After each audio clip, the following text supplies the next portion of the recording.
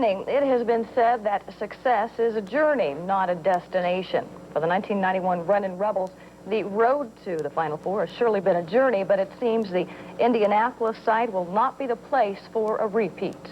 Well, the Rebels fought the contest against the Duke Blue Devils tooth and nail, but they were never really able to gain the initiative in this contest, something that they had been able to do all season long. And in the end, it cost the UNLV Runnin' Rebels. Ron Futrell and Nate Tannenbaum are in Indianapolis. They were there for the Rebels' dose of reality. Ron and Nate, quite a shocker back there at the Hoosier Dome. Yes, indeed, it was, Steve, quite a shocker and a somber mood here at the Radisson Hotel, where the Rebels were expecting to have a big post-game party here tonight, but of course subdued with the loss, the shocking loss to Duke. Joining us live now, Coach Jerry Tarkanian. Coach Tark, a tough loss. We appreciate you coming in here with us live at this time for you. Tough loss for you guys and the kids to take. Your thoughts on it? That was a very tough loss. This is such a great team, and they played so well all year. They really didn't have a bad ball game the whole year. I think they had a couple of bad halves, but they played well the whole year, and to see them, you know, get eliminated in the tournament now hurts so much because it's a special group. I don't think I'll ever have a group of kids this good and this talented and this good of people again. It hurts a lot, Ron. Looking back on the game, was there anything you could have done more, perhaps, as a coach to try to stop Christian Leitner? The guy was just phenomenal inside 28 points. Well, we knew we were going to have a problem matching up with Leitner because they don't have a center, and they play with one guard and four forwards, really, and basically we had to find somebody that can guard Leitner. Now, Larry could guard Leitner, but we had nobody that our center can guard. Your other big guy is Grant Hill, and he's really quick. He's quicker than Leitner. So we really had a hard time matching up, and that's why we went to our amoeba, and our amoeba wasn't as effective tonight as I think it should have been. Another question, does this affect your future at UNLV at all? I know a lot of people are wondering what's going to happen next year with you.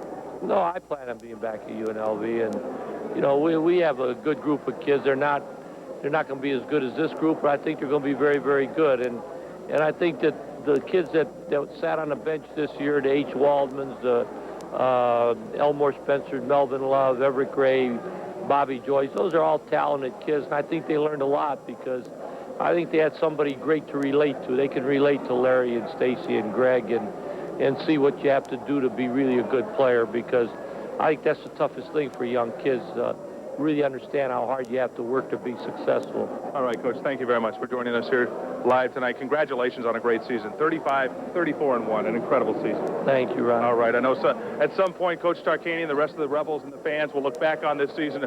It's tough now, but look back on the season and see a phenomenal season by this Rebel basketball team. 35, 34-1, an incredible run.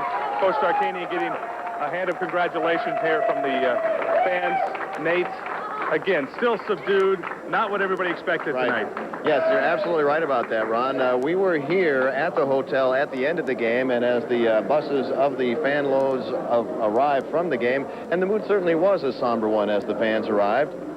By the time the hometown fans got back to the hotel, the initial shock of the loss may have worn off, but there sure wasn't any celebrating going on. And just as the crowd at the TNM milled about after watching the game on the big screen back in Vegas, so too did the locals who saw it in person here in Indianapolis. Better than we did, but they're a good team, and they deserve to win. They deserve to win, that's all. No doubt. No doubt about it. So do you change your travel plans now? Not me. I'm going to stay and watch the whole thing. They just played better than us. We just had a bad game. The Rebels are a great team, and they give us a lot of excitement. And sure, we may sound like poor losers, but I just thought it was a terrible way to end the season. I felt very, very badly for the coach and for the team and for everybody that was here and everybody back home. But they've given us a great season, and I think that's what we have to focus on. It should be a fair game when they play it. That's the only thing I think.